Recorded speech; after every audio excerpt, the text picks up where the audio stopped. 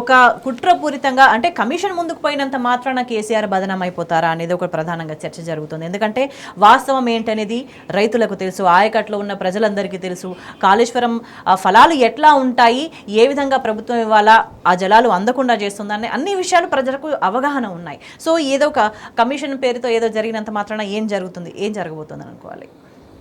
ఇప్పుడు మనం వెనకటికి అంటాము తినే పళ్ళెంలో మన్ను పోసుకున్నట్టు అన్నట్టుగా ఇవాళ కాళేశ్వరం ప్రాజెక్టును ఫస్ట్ ఆఫ్ ఆల్ బదనాం చేయాలనే ప్రయత్నం ఏదైతుందో అది మన మీద మనమే దుమ్ము పోసుకున్నట్టు.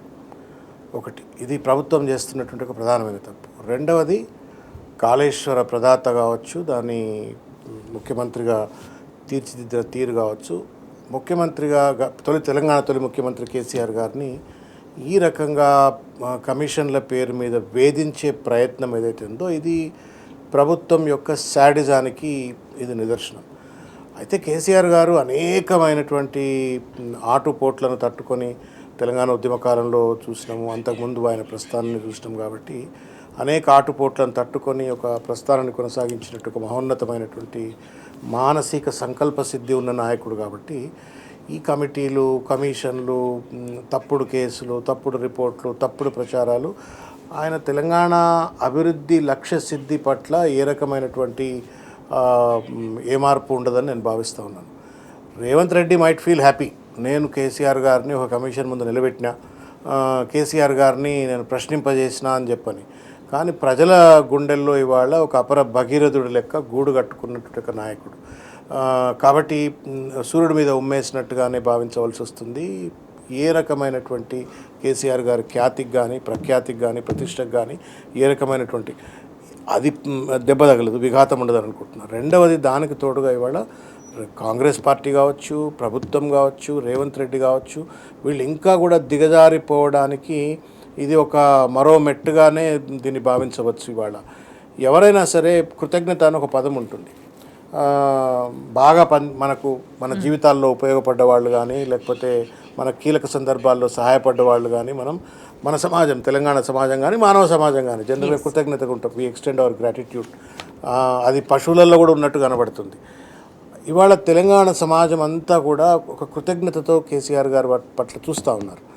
ఒకానొక సమయంలో వరి పండించుకోవడానికి కష్టం అనుకున్న సమయంలో, ఒకానొక సమయంలో తొండలు గుడ్లు పెడతాయి అనుకున్నటువంటి ఒక భూములు ఉన్నటువంటి ఒక తెలంగాణ మీద, ఒకానొక సమయంలో చెరువులు ఎండిపోయి, వాగులు ఎండిపోయి, చెక్ డ్యామ్లు ఎండిపోయి మొత్తం కూడా ఒక బీడుపడ్డటువంటి ఒక ప్రాంతంగా ఉన్నటువంటి ఒక గడ్డను ఒక ప్రాజెక్టు ద్వారా, ఒక రీఇంజనీరింగ్ ద్వారా మొత్తం తెలంగాణ దిశను తీర్చిదిద్దేసినటువంటి ఒక మహోన్నతమైనటువంటి ఒక వ్యక్తిగా, ఒక ఆరాధ్య దైవంగా తెలంగాణ సమాజం చూస్తున్నటువంటి ఒక తరుణంలో వారి పట్ల రేవంత్ రెడ్డి గారి ప్రభుత్వం, కాంగ్రెస్ ప్రభుత్వం చేస్తున్నటువంటి ఒక దుర్నీతిని ప్రజలు తప్పనిసరిగా ఇవాళ దే ఆర్ వాచింగ్.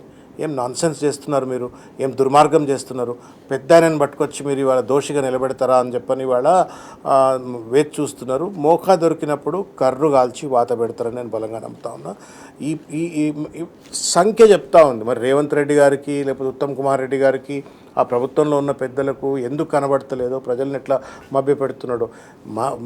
రాజకీయంగా నీకైతే బుద్ధి ఉండకపోవచ్చు, కానీ రైతన్న అయితే 30 లక్షల టన్నుల వరి ఉత్పత్తిని 1,60,00,000 టన్నుల వరకు వరి ఉత్పత్తి పెరిగిందంటే, 60 లక్షల ధాన్య ఉత్పత్తిని 3.5 కోట్ల వరకు 3,50,00,000 టన్నుల ధాన్య ఉత్పత్తి పెరిగింది అంటే, దేశంలోనే ఒక నంబర్ 1 ప్యాడీ ప్రొడక్షన్ స్టేట్గా మారింది అంటే దానికి కారణం కాళేశ్వరం అని చెప్పని స్పష్టంగా సంఖ్యలు చెప్తుంటే, కడుపు నిండిన రైతులు చెప్తుంటే, సస్యశ్యామలమైన భూములు చెప్తుంటే, ఇంకా కూడా దుర్మార్గమైనటువంటి ఒక రీతిలో ఒక దుర్యోధన మనస్తత్వం, ఒక శాడిస్ట్ మనస్తత్వంతో ఇవాళ కేసీఆర్ గారిని ఏదో నేను దోషిగా నిలబెట్టినా అని చెప్పని ఒక సంకలు గుద్దుకుంటుండొచ్చు, జబ్బలు జరుచుకుంటుండొచ్చు. కానీ తప్పనిసరిగా దుర్యోధనుడు సభలో ఏ రకంగానైతే అధికారంలో ఉన్నప్పుడు ఎట్లయితే విర్రవీగిపోయి పాండవులను రకరకాల ఇబ్బందులు పెట్టినరు, ఇవాళ కేసీఆర్ గారిని కూడా అట్లనే ఇబ్బంది పెట్టాలనే ప్రయత్నం చేసిండ్రు. అటువంటి దుర్యోధనుడికి ఏ రకమైన శాస్తి జరిగిందో ఇవాళ ప్రభుత్వంలో ఉన్న పెద్దలు, ముఖ్యంగా రేవంత్ రెడ్డి అండ్ కంపెనీకి తప్పనిసరిగా అదే పరాభవం తప్పదు.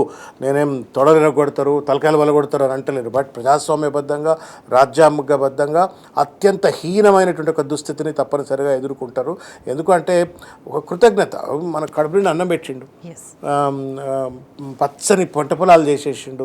మన మన మన తలాపున గోదావరి ఉండి నా ఊరు నా చిలక ఎడారి అని చెప్పని పాట పాడుకున్న దగ్గర గోదావరి నీళ్ళు మన ఇంట్లోకి వచ్చేసినాయి, మన చిలకలకు వచ్చినాయి, పంటలు పండుతున్నాయి. అటువంటి ఒక సస్యశ్యామలమైన వాతావరణం చూసిన తర్వాత కృతజ్ఞతగా ఉండవలసిన వ్యక్తి పట్ల ఈ రకమైనటువంటి దుర్నీతితో వ్యవహరించడం తప్పు అని చెప్పని తెలంగాణ సమాజం ఇవాళ రోధిస్తుంది. అయితే ప్రజాస్వామ్యంలో రోదన అనగానే రోడ్డు మీదకి వచ్చి ధర్నాలు చేయటమో గొడవలు చేయటమో చేయకపోవచ్చు, కానీ తగిన సమయంలో తప్పనిసరిగా దుర్యోధన పరాభవం రేవంత్ రెడ్డికి తప్పదు. దుర్యోధనుడికి జరిగిన శాస్తి తప్పనిసరిగా జరుగుతుందని చెప్పి నేను భావిస్తాను.